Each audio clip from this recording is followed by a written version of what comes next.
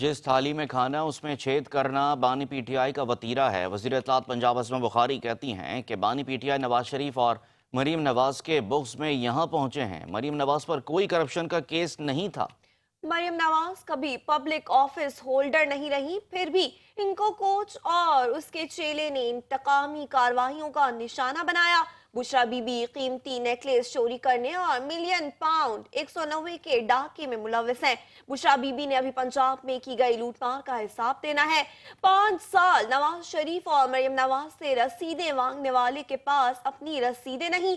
Bushra be be پر توشخانہ کے تحائف فروخت کرنے کی جعلی رسیدوں کا بھی کیس زیر التوا ہے۔ کرپشن کا راگ اپنانے والے کا اپنا پورا ٹبر چوری اور ڈاکوں میں ملوث نکلا۔